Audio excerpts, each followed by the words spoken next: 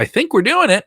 If you're joining us live, go ahead and jump into the podcast chat, as we always do. This is WrestleZone. So much to get into. A major SummerSlam story has been delayed with two of the biggest names in the WWE. We have developing news about AEW and a huge surprise. What could this surprise be? We will talk about that. I want to know what your guesses are as well. Plus, we have an exclusive at WrestleZone. It's a developing story. We're actually not even running this on the website yet, so it's not even something I can really report on because it's kind of coming together, and it may be something we report on the next day. But I can tell you some things we have about wrestling playing into the entertainment industry and live entertainments over the course of the next year and a half with the pandemic. It's a story that's coming together. I know enough that I can say that more could come together about it, but let's just say this. It may bum you out, but things are looking in somewhat of a positive direction. We'll get to that. I am Kevin Kelm. Joining me is my also bald and beautiful brother from Pittsburgh, PA, the city of three rivers, the one, the only Dominic D'Angelo, double D, with Kevin with 2 Ks. Just 2 Ks, not 3. I've been asked if there is a third, and it is not because my parents are smart. Dominic, we're here. You're feeding the podcast feed. I'm feeding the podcast feed. We have so much stuff in the podcast feed right now. You're dropping 2 Dynamite Dudes with Attitudes every Friday, which is our AEW focus show. We will talk some AEW, but can I will a WWE conversation out of you before we get into that? Yeah, man, whatever revs your engines or get you a little Randy here, right? A major SummerSlam story has been delayed. It has been not a super kept secret that one Randy Orton, who is once again getting back to his legend killer ways and has been hitting quite the hot streak on WWE. A lot of people are really liking his villainous nature. And it seems like he is destined to face WWE champion Drew McIntyre, who, even with the quarantine times, has gotten a really good title run that people say is just not what he deserves because he doesn't get to do it in front of fans, right? So one of the hottest heels with maybe one of the most hot growing baby faces in WWE paired off at SummerSlam, one of the biggest shows of the year. We've heard about this for weeks. We thought this would start on the 20th, kind of coming out of Extreme Rules, and we covered that quite a bit. Those episodes are up on the YouTube channel, on the podcast, all that stuff. Yeah, but you didn't see Randy Orton on that show, so maybe they were holding something off. Actually, what we got on Monday Night Raw, and you can check out our Raw post show, was Randy Orton and Big Show. This is a match we've seen many times on television before, but Big Show got real physical in there, went the limit, cut the promo saying this could be the end. This guy's ending people's careers, and if he ends mine, I'm still going to go out in a big bang. This may have been the last televised Big Show match for WWE. But Randy Orton getting all that thunder, taking out Edge, taking out Christian, all right? Being evil, all right? Now it seems like he is destined to once again get gold around his waist, or at least attempt to do it by the end of the summer. But at some point over the course of the last 48 hours, that script was changed, and they kind of focused on just the Randy Orton Big Show element, which I don't mind because it's still an active storyline. You've plenty of time before we get to SummerSlam. I don't think it's something we have to jump into right away. And oddly, we still have another match here between Drew McIntyre and Dolph Ziggler, as Drew says he'll give Dolph one more shot, but he gets to pick the stipulation. What do you think of this delayed major storyline, delayed situation? This happens in WWE quite a bit. They have a lot of moving pieces here.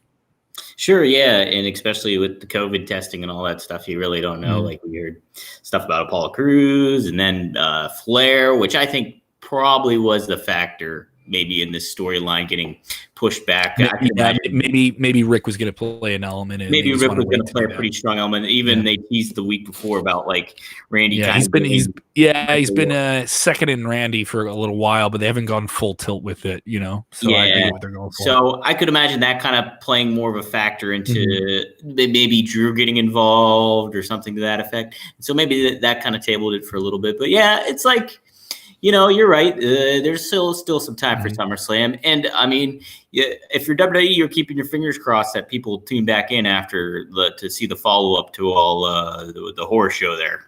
So it's like they want to see that ratings rebound in some form or fashion to hopefully they'll get the results today. So, yeah, we'll see. I don't know. It's it's crazy time in wrestling, and particularly WWE these past couple of days.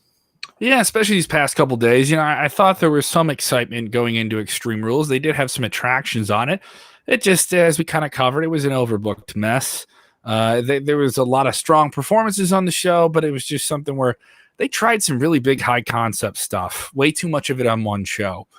Where none of it really stuck. It was just a bunch of they tried a lot of fun. I don't hold it against them for trying things, especially now. This is a time where you have to try stuff. And there's some times when they did it, like the Boneyard match and different things where it worked. And there's some other stuff they did where it didn't work. They tried something really morbid by trying to take an eyeball out of somebody's eye. And you had two really great wrestlers in a match where people didn't remember the match. They remember the weird finish. And that's kind of the situation. But it isn't all bad for WWE. I did think last night's Monday at Raw was a marked improvement. We got to see a really fun match with Kairi Sane, which is odd since the word on her is that she's leaving WWE. She's going to Japan. And we do have a continued highlight. Women in wrestling love two characters right now, and that is Sasha Banks and Bayley. Their heelish ways getting under everyone else's skin. They are now on the ropes once again. They claim to have won all the belts, but they actually didn't win all the belts. Bayley interfered and put on the referee shirt, and she used her powers of Karening to, she used her inner Karen to just become a referee and pin in the fall. And Stephanie McMahon chimed in on the big Titantron saying, no, we're going to have a rematch. We're going to decide who the real champion is. And you get DQ'd, you lose the belt. You get counted out, you lose the belt. All those things. What do you think of Sasha Banks and Bayley? Will they or won't they? Will they win all the belts? Will they turn on each other? It's certainly intriguing. And we get Asuka versus Sasha on TV next week. I do think this could work a number. The women have proved to be a good performer for WWE in the ratings, and they're focusing on the hot act that young women and young kids are feeling right now, and that is Sasha Banks and Bayley. Yeah, particularly Sasha too. It's like going up against Asuka and them kind of feeding off of the Bayley and Sasha dynamic of being, friends and stuff like that. I think they got to ride this lightning for a little bit before you could certainly tease it next week, some dissension perhaps in the ranks, but I'd prolong this even past SummerSlam. Good. Try to take it to WrestleMania if you're able to, but both those two acts are very, very hot right now. And Bayley's specifically the one I think that's very much flourishing during this empty arena era that we're going through. Just making the most of it and really standing out as a talent just across the board in all of pro wrestling. I would say she's one of the top, if not the top. We stay positive through this whole thing, Dom. We look at this era, and there will be a kind of a crystallization of what this is and what wrestling and what fans kind of gained, what everyone gained from it in our daily lives. But I want to do an episode when we get that vaccine and we know what the timeline is going to be. And oh man, I'm waiting for all these different pharmaceutical companies to just get to that top rope, jump off, pin them down. There we go. Put the strap on them. And new champion of the world, whoever gets the vaccine first. It's a moon race, baby. I'm rooting for them. All right. They deserve all the money. Everyone's like, oh, it's just about money. Yeah, sure. Let them have their money. Okay. Let them have their money. I want to go see Metallica. That's where we're at. Priority. When we get through all that and we get the green light to go and the vaccines and we start clinking beers and all that fun stuff, I think we're going to start talking about who in wrestling adapted the best to a very challenging circumstance of how do you get the crowd reactions when you kind of have a controlled audience of trainee fans or no fans? How do you play to the camera? How do the interviews change? Now you see a lot more wrestlers cutting promos directly at the camera, old school way that hadn't been done in a long, long time. Big Show and Randy Orton did that on Raw. We've seen that on AEW quite a bit now too, is they're kind of getting away from sometimes of just the stickman type stuff, though they're still using it when they need to. And so there's a lot of adaptability. The cinematic matches were that. Some of them hit, some of them didn't. Some of them hit for AEW. Some of the stuff they did in AEW worked. Some of it worked in NXT. Some of it didn't. There's a lot of like trial and error, and it's very fluid. And I do feel there is like an edge where a real casual fan that just watch Raw a little bit every week. I could see them feeling like a tune-out factor because they don't have that the audience, Yeah, no, you definitely feel it. And like, yeah, I mean, if there's any indication, it's like what the last week's ratings were. It's just like you see the change in story we talked about, and like these acts like Orton and Big Show, they're at the top of their game when it comes to like delivering, promos, and they're associated. People know these personalities, and they had a fine match. They had a fine match. There's nothing away from the match.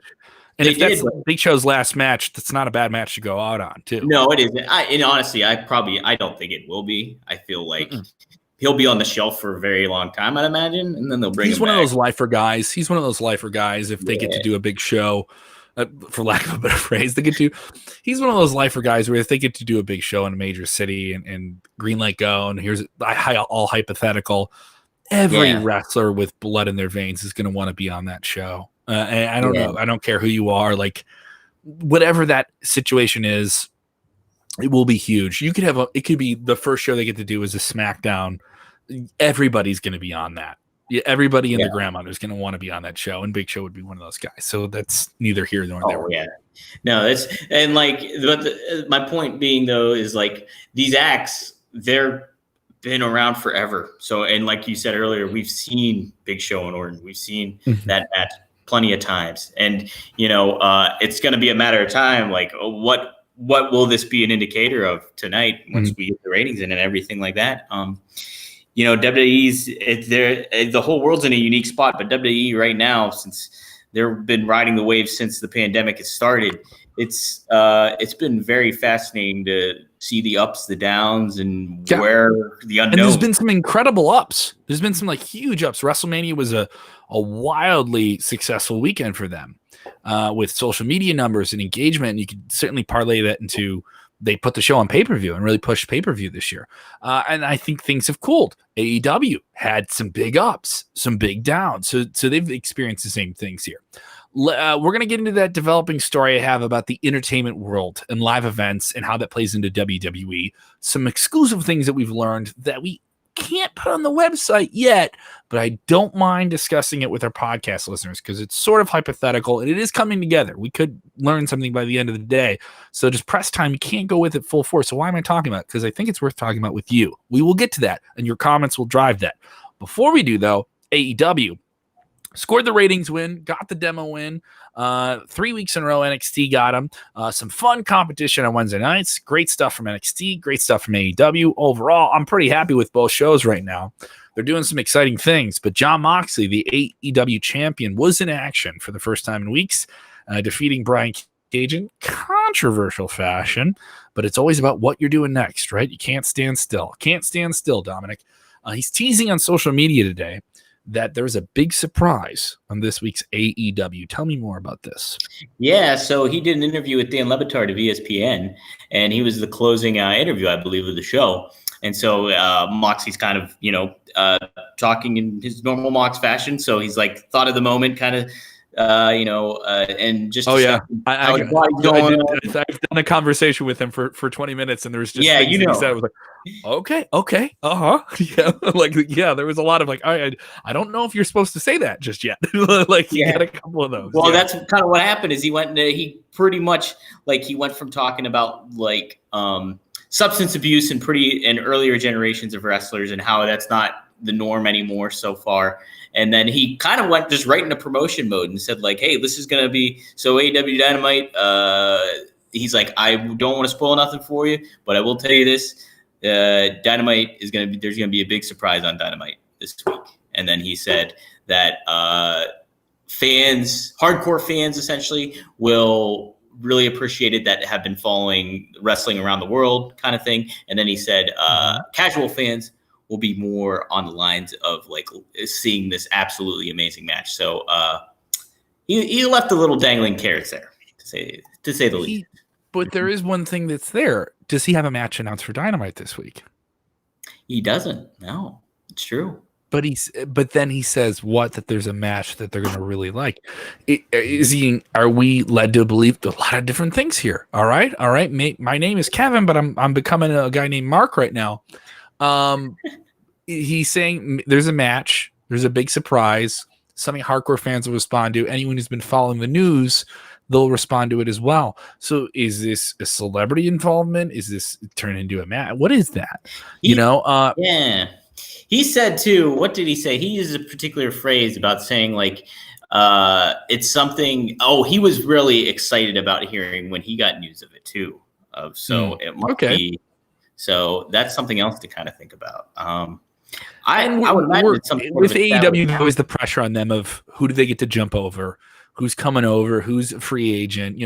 It is worth noting that we're in that weird period now. We just saw Impact Wrestling have their show this past Saturday, Slammiversary. The whole show was built around the WWE superstars that were released in April, right after WrestleMania. Their non-compete 90-day period ended. They are done with their contracts, and they became free agents. Heath Slater, the Good Brothers, Carl Anderson, Luke Gallows came over. EC3 came over as well.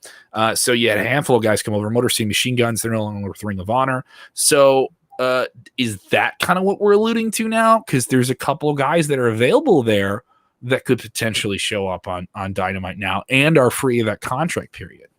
Right. And there's a couple that Cody's friends with, and there's other ones that could play a factor in it that you could definitely see under the AEW banner too. So it's just like, who are they going to get at? You would think certainly this week you're going to see somebody new, even before Fox made that announcement today, or teased that announcement, so to speak. Well, let's just come on, Dom. Why are we holding back? Why are we holding back? If people are listening to the podcast to this, they're not listening on a Tuesday. They're listening on a Wednesday. They're getting all jazzed up before let's get ready to play. Blue big rainbow colors. It's TNT. It's Dynamite. All right, so they're all pumped up, right? They're all jazzed. And what do you think they're going to see? Who do you think is going to show up? Is that the expectation you've built up, or what? This could be a match. This could be a whole bunch of different things. Because he's making it seem like big surprise makes people think there's a debut. I'm not wrong for that, right? No, not at all. I think that's what it is. The pieces are there. Their pieces are there. So who did we not see show up? All right, so we know who signed with Impact, all right? And we know what Anderson and Gallows have already said. They put on an interview. They basically said, like, hey, we were going to go to AEW, but WWE offered us this nice deal. We stay with them, and we think it was a mistake. All right, so that's what they said. They're not going to go there. You're not going to see Anderson and Gallows in WWE. Well, weren't they on BTE this week though too? They were on BTE, but that's a completely different deal. And I know. But hey, I would be very surprised. I would be very surprised if Impact Wrestling and AEW had some type of agreement that would be like, well, why don't you let us have those guys too? AEW has done this a little bit where they've let guys have some flexibility on different things. Jon Moxley and Chris Jericho have it in their deals where they can perform for a select few matches a year with New Japan Pro Wrestling, which did not like the idea that Cody, the Bucks, and Kenny Omega were leaving to go be with an American promotion. Yet AEW lets those guys go over to Japan for big paydays, right? So, and Impact has put it out there. We wouldn't be open. We would not be against collaborating with AEW on something. Obviously, it'd be more beneficial to Impact Wrestling if some of their guys that just signed there could go over to TNT for a hot cup of coffee, a bigger platform than probably Access TV, get the rub and come back, right? Sure. And there is this sense, but I don't know if AEW is in the position where they need that. I don't know if AEW needs an Anderson and a Gallows to be on two different TV shows at the same time with two different promotions. No, it's certainly an interesting thing to think about. I don't think I think you're right that I feel like Anderson Gallows have a lot of leverage in wrestling. Like I feel as free agents, they're tied to that Bullet Club brand. There's a lot of people that just like them as personalities. That parlays into merch. Are you going to license our name out? Are you going to do all these different things? There's a lot of like hard revenue lines that you can tie to a guy like that, and really good connections too, like just across the board with colleagues and things like that. People like them, and so like you have, if anybody has that kind of fluidity, it would probably be the Good Brothers. Like to be able to do something like that. And, I'm sure they could work out some sort of deal with it and anything like that. And, they would certainly add to the AEW branded product. And this is all hypothetical. We don't know. Of course. Yeah. There's no scooperoo here. If there was a scoop, we would say, hey, we put the whole exclusive stamp on it. Big Papa Dave Meltzer told us this. We'd go in Mox mode right there. Yeah. Yeah. The boss man over in Massachusetts in the Mid-Atlantic made some phone calls, and we found out about this. We say the boss man. That's serious. We have a boss man. We only refer to him as boss man. All right. So there you go. So we're just kind of talking about what this big surprise could be. John Moxley's the guy who put it out there. What do you do with John Moxley? It seems fresh. I think that's fair. I don't know if Brian Cage chasing for the belt is the right thing to do right now. I don't know what that match did. I don't think it did Brian Cage any favors. They threw in the towel. It felt like a convoluted finish to me. It was a pretty fun physical match. And then Taz is going to throw in the towel, and this is your first big title match, and you're this monster machine. It would be like if you saw Brock Lesnar tap in like his first return or something like that. It was a very wishy-washy finish for me. I honestly, I liked it. I thought I know you and I disagree on this, but I was just like it almost reminded me of stuff on Extreme Rules. It was like you overdid it. You overcooked this. You know what I mean? You got all the ingredients and you overdid it. I wouldn't go to that level, like, especially with you think about the swamp fight, you think about, the eye dislodging and all that stuff. With throwing in a towel, I thought, and the way I almost thought it enhanced the potential relationship. I understand what they're going for. I just don't need to see this match again then. Like, I was like, all right, now the angle is Taz and Brian Cage, Yeah, I think the angle will be Brian Cage and Darby Allin too, with a touch of Moxley mixed in too, because they kind of tease that a little bit. Sprinkle a touch of Moxley, a touch of Mox, and so. But no, I thought Taz throwing in the towel made it kind of gave it that more sports-like feel with, okay, hey, he is looking out for his best interest. And JR said that immediately when the towel got thrown in. He was like, smart move by Taz, you're protecting your investment. And so he put it over as a good move. And obviously, if you're a talent, if you're even in character like talent like Cage, you're going to be pissed off that, hey, I was not going to tap, but you threw in the towel anyways. So you're going to have a little bit of heads button with that, especially if you have like two big egos from. But does that become a match? Like, my thing is, like, does that become a match? Is Taz managing somebody else? Like, it's just like that was my issue with him. But what do you do with Moxley now? Do you keep it going with Cage? Do you keep going? Do you do something fresh? To me, the time window to get to All Out is not that big, so All Out would be what, Labor Day weekend? Is that what we're looking at? Yeah, maybe. That's their SummerSlam. It's like the end of August. So it's a significant period of time, though, really. But in terms of AEW, they're not telling their main stories on any other platform besides TNT. I think you're going to have to want to set up a champion. We may know who that champion is, or that challenger for him in the next week or two. Who is that? Who steps up? You're going to do Cage and Darby Allin, kind of a mismatch. Darby, this small skateboarder, adrenaline junkie, goes for anything crazy, and Brian Cage, who will wreck anything in front of him. But that means then you're getting Cage away from Moxley. All right. So then what do you do with Moxley? He's your big superstar. He's your ratings draw. He's a big deal for them, as big as Jericho in terms of an acquired talent from WWE. What do you do? That's my thing. I don't know. And that is a good question to ask. They have enough players that could step up and do something there, but who is that guy that seems credible? Yeah, it's a matter of building them right. And I talked with Marcus on this, on the Two Dudes, Dynamite Dudes with Attitude. Is that every Friday, one podcast fee, we put it all there, Friday, baby. You don't have to go, no Patreon wall. No, nothing wrong with you got a Patreon. We just put it all out there for free, baby. All right, free $99. But what do you guys cover? So we talked about. I was asking where Lance Archer's been. We haven't seen too much of him, and he would be a very good opponent for it. But again, if you're going to put Archer in that position, you really want to put him over, because he's been on Dark and he's been on different things like that, and he is like a presence. But like, they haven't really made the most of him, I would say, aside from putting him with Cody, and then after that, there hasn't been too much we've seen since then.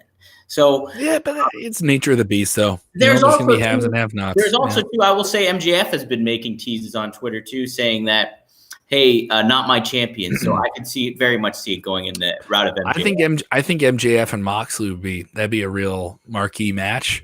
Yeah. MJF has already proven he's a guy who can talk people into the building. Yep. As a new talent, he can get under people's skin. I think Moxley is a guy who sells something when it gets under his skin, and how mad he gets. I think it's really grisly. I'm going to go tear somebody's face. I'm going to go in my car. I'm going to listen to Metallica. I'm going to drive across the country. And I'm going to tell you to call your mother. I'm still a good guy, but I'm grizzly and I'm mad. So I think Moxley and MJF would be a great option. I'd be absolutely down for that. I would not be opposed. I think that's where they're going to go. I would not be opposed to that at all. So definitely this week's AEW will be interesting. Over on NXT, they're not slouching. The walking apocalypse that is Karrion Kross will take on Donovan Dijakovic. This does feel like a big match. This does feel like the most formidable person that Karrion Kross has been in the ring with so far in WWE. They have protected him very, very well. In an eventual confrontation with Keith Lee, the NXT double champion, also holding the North American title, is compelling. Also, we're getting a big announcement from NXT this week. William Regal is teasing something. We're getting a big surprise from them. This was announced on Monday Night Raw. That we'll get this announcement on NXT. I assume this will be TakeOver of some kind. They'll announce something big for SummerSlam weekend. I don't know what that big surprise could be otherwise, unless they want to say, we have a new superstar, and I don't know who that could be. I could see some superstars moving from SmackDown and Raw and definitively saying they're here, and I think that'd be a cool thing to do too. And I don't know who that's going to be. It's very wide open. WWE, I think with the Performance Center, they've been able to keep some secrets here. A lot of people want to know who has COVID-19. It's not our business to know. And so they're able to keep things quiet at Full Sail University and the Performance Center. So I don't know. I'm intrigued by both shows. We'll be live after them if you're with us on the live side of things. So you get the podcast later on Wednesday night. What do you think NXT? What do you think their big surprise could be? What moves would you like them to make on NXT? I think again, if you're either brand, you don't want to be super duper reactionary to what the other brand's doing, but you are in competition, so it's like and it is a competition. Like it's going back and forth. They can go either way every week. It is, and so I think it would be a good move if they pick the right person that's on a different brand to move to the NXT brand and promote the heck out of that. You got the book. Come on, you're William Regal. Who do you move? We're having fun. I love getting the hypotheticals. You know what I mean? Yeah, I'm trying to think of people, particular talents that aren't very much being used or kind of have been shelved almost for a little bit, but still relatively strong names. Like, golly, I don't know. Kev, do you have any idea? I'm trying to think. I'm thinking more on the lines of like somebody that's kind of leveled out, but is still a presence, is like Alexa Bliss. But I almost feel you need like a former big time champion to kind of show up. If you do bring somebody over, it's a big name. Daniel Bryan is no longer an Intercontinental Champion chase. He is acknowledging those things. I think he stays on SmackDown. But if you told me he went over to NXT and I'm an AEW fan, I'd be like, okay, I'm a hardcore wrestling fan. I know that. I'm going to check that out. And he does have some channel changing power, especially with that audience. If you want to get crazy, Kevin Owens has said he wants to be in NXT. He's made it very, very clear and very, very public. And it was his idea at the Survivor Series that weekend. They did the big War Games match, the double cage match, and they had an open slot on the babyface team against the Undisputed Era, and it turned out to be Kevin Owens. That was absolutely his idea, and he petitioned for it. He does seem like he's more of a supporting player on Monday Night Raw. If he told me he was going back to NXT, that would be a big deal. We haven't seen Sami Zayn since WrestleMania weekend. He is one of those guys that has kind of pulled himself out of the situation, saying that COVID has kind of made him double guess everything, and he doesn't think it's particularly right. But we're certainly now into enough of a time where maybe that's a guy who said, like, you know what, I've been on the bench long enough. Let's give this a go. Yeah. But I don't see him changing that. Kevin Owens seems like a guy who he got WWE to go with a mask protocol. So he's a guy who has some influence here. If anyone's moving, I think it would be Kevin Owens. But you want to hear my really crazy one? You want to hear the craziest one? This is the craziest one. The craziest name that could show up on NXT if someone was going to move from WWE's other bigger brands, right? They're more established brands. the big dog. If Roman Reigns if you really wanted to just go like that to Warner Media and TNT, if you really wanted to put the wheels to them, and you get a guy who is moving merch, has headlined WrestleMania, has a very casual wrestling audience that follows him, that likes just the big dog. You and I know we talk about this stan culture, young fans, and there's a completely different following, and the people they like, and they have no problem trolling anybody and throwing memes on anyone who talks about their favorites, right? Roman Reigns is one of those guys. Like, he has an audience. Some pictures of him pop up on social media, looking jacked and stacked, still ready to go.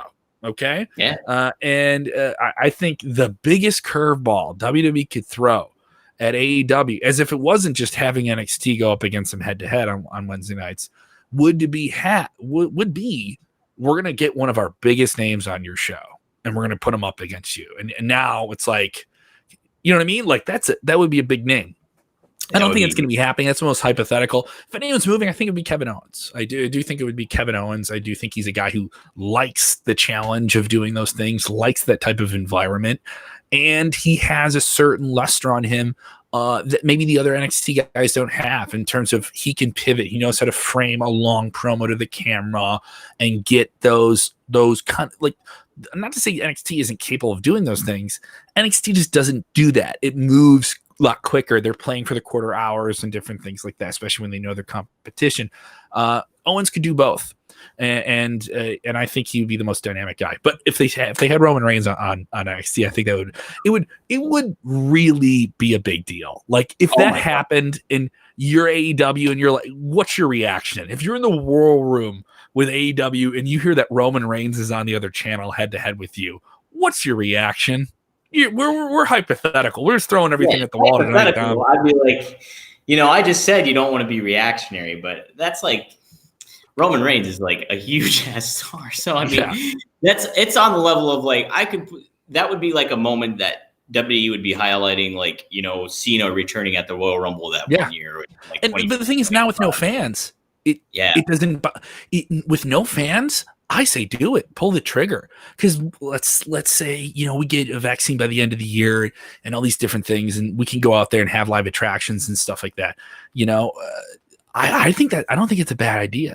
If you can control the environment and you're testing everyone and everyone's staying safe, and Roman feels okay about coming out of the quarantine that he's kept himself in to do this, I wouldn't put him on Raw, SmackDown. I would put him on NXT, and I would utilize him in a way to be the disruptor, because he would bring in people. He would clearly bring in people. You want to talk about a guy who gets you close to 1 million viewers when you're sitting at 800,000? That's a guy, And you do it like a surprise, and you blow it out of there. And the next day in SmackDown, they're like, how did this happen? How did they pull this over? It would be great. I just think that would be the craziest thing. Not to say I love Roman Reigns. I think he's a fine character. He's had some great matches, but it'd be fun. It'd be really fun. And, particularly if you Keith Lee and Roman Reigns had a little bit of a moment at Survivor Series back in November, and he kind of hung in there with him, and they were the finals of that big three-way brand match. And that would be fun.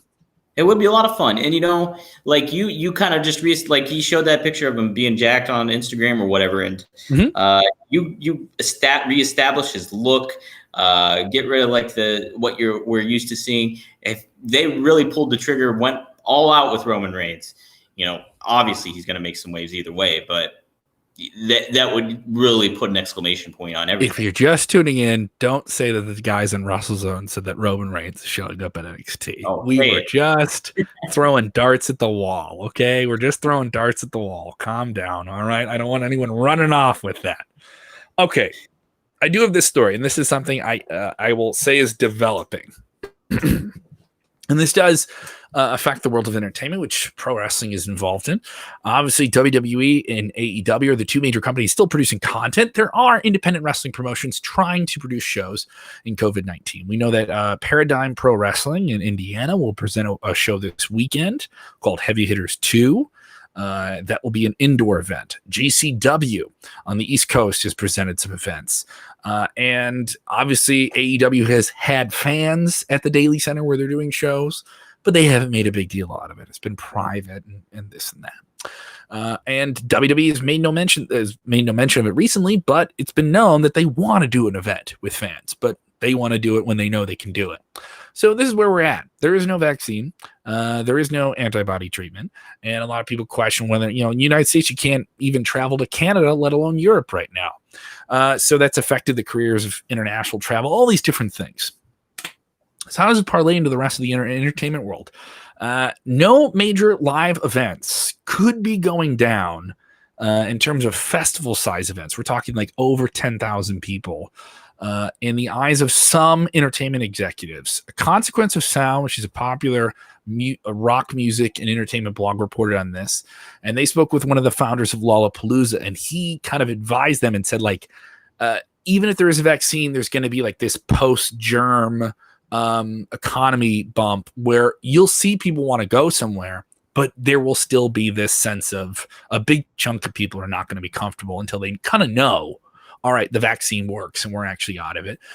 Some people say the vaccine could be limited immunity and it's all right, it only lasts so long and all these different things. So that will create a very thick transitional period that could affect then obviously entertainment then, and what's the draw of it, and then is it worth the finances of running that? You want to talk about running a major event, a Lollapalooza in terms of money is on scale with a WrestleMania. WrestleMania draws in around $150 million for the individual market it plays into in tax revenue. Lollapalooza does around 179 for the city of Chicago every year.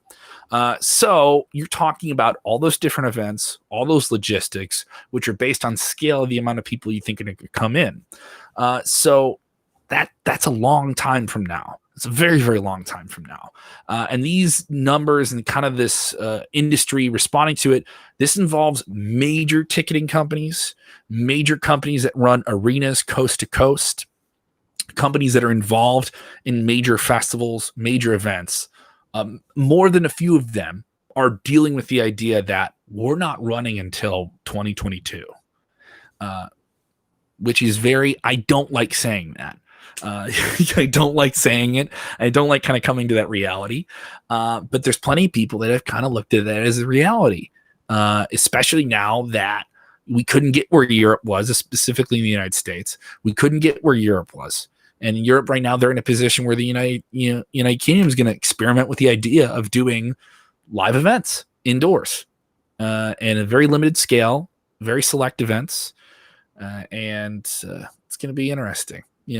I think WWE will do something with a drive-in at some point. Drive-ins are very popular right now across the country. I think that'll happen at some point. I think they'll do some type of social distanced wrestling event.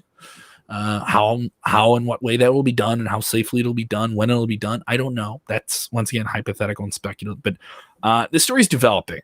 You'll see more about this, I think, in the next week, if not week or two.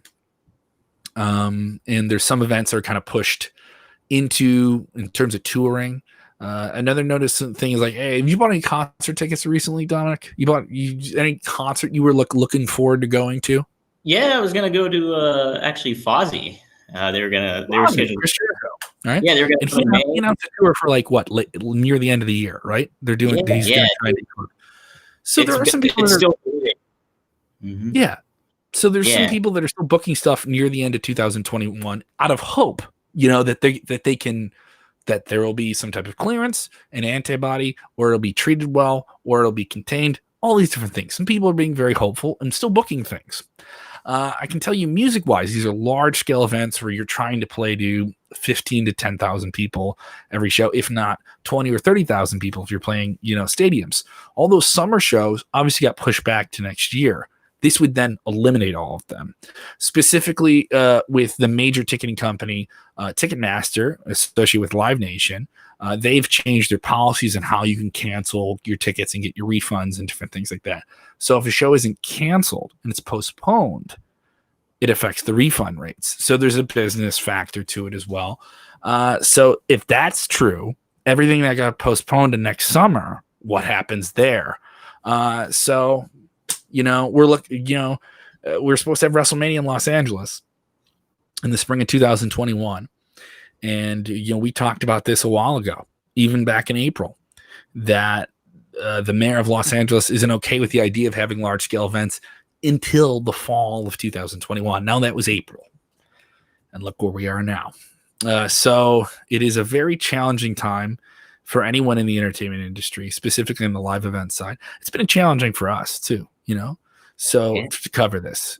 And we just hope you guys are staying safe. We really, really do.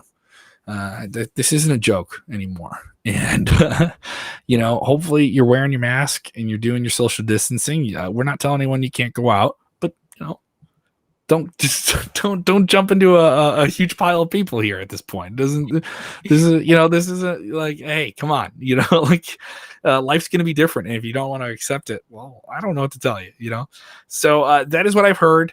These are different things I've heard within the entertainment industry within the last 3 days. Some of it will develop and become a little bit more public. I'm not blowing the lid off anything because also this could all change. You could have a vaccine and we're fine and we're just ahead of it. But that's just kind of the way the industry is kind of like they're preparing for the idea. So it is a contingency, and any industry is, the same way that, a WWE would, all right, we didn't sell tickets. So what do we got to do to get people at the show? All right, we're going to pay for the show, and AEW is going to do that too. We're like, all right, somebody got hurt. So what are we going to do? So there is contingencies in entertainment. All right, somebody couldn't go on. So, all right, you guys are headlining the show, like that type of thing. So that is what I know. I'm not saying it to bum anyone out. It isn't a complete story, but it is enough where I thought it was something worth talking about. How bad would that be? Come on, we got to get live wrestling back at some point. We gotta. It'll happen. It's just a matter of people being safe, people being smart. And yeah, this is like you take a step back from even this developing story here and just keep in mind, okay, if you're big, if you're in the industry and you know the ins and outs and all the analytics and all that stuff, you're going to prepare for something like this. It's not just so if you kind of look at it that way and not necessarily like, okay, well, it could happen. We could not have a major live event until 2022. But, hey, nobody knows how this situation is going to pan out. And, I think there will be live events. I just don't think they'll be major. Is that fair to say? Major ones. Yeah. And I agree with you on that one too. I feel it's going to be a touch and go kind of thing. People are going to be dipping their toes in the pool, pulling their toes back out. And then jumping right I've already done it. You and I have probably already done it. We've gone somewhere or something like that. I've eaten out plenty of times. It's just but it's like got to be smart about it. Be smart about it. Mm-hmm. It's still a risk. It's still a risk to go do that stuff, and you just want it. You just gotta hope. Could not be for you. Could not be for me. I go out and eat a sandwich, but hey, I could be traveling around and then knock it to somebody that it could affect. So it's just be careful. That's a major thing. All right. So we hope we've been entertaining with you besides the last few minutes, which have been sort of a bummer. All right. But we're being real about it. We will be back tomorrow night after AEW Dynamite and WWE NXT. We'll find out what those big surprises are on both shows and a whole lot more. We're following all the developing stories at WrestleZone.com. Once again, subscribe to the podcast feed. So much stuff for free, especially if you don't like the video. I can't have the screen open when I'm doing this, or I got this tab open. Go ahead and put the audio on. All right. We're available now on Spotify. Get us on Apple. I know some people are listening to the show on Podcast Addict, which is an app I've heard that people enjoy us on. So the RSS feed, whatever works for you, let us know. Go ahead and subscribe. Give the show a 5-star review, especially if you like it. If you didn't like it, don't say anything at all. Don't say anything to anyone whatsoever. And once again, we do 4 episodes of WrestleZone daily. We do the Dynamite Dudes on Friday, and we're dropping bonus interviews. FTR just spoke with us, the big breakout team in AEW. We just had Eddie Edwards, who recently won the Impact World Championship. All of those interviews are up now in our podcast feed, free for you. No Patreon. All right. Go ahead and enjoy. And that's the main thing when we watch the show. We're trying to just do this one important, critical thing besides washing your hands, and keeping your social distance, and wearing your face mask over your nose and your mouth. Nose and mouth. When watching wrestling, you're also supposed to do this, though. What is that thing, Dominic? You just gotta enjoy it. Just enjoy it, Kev.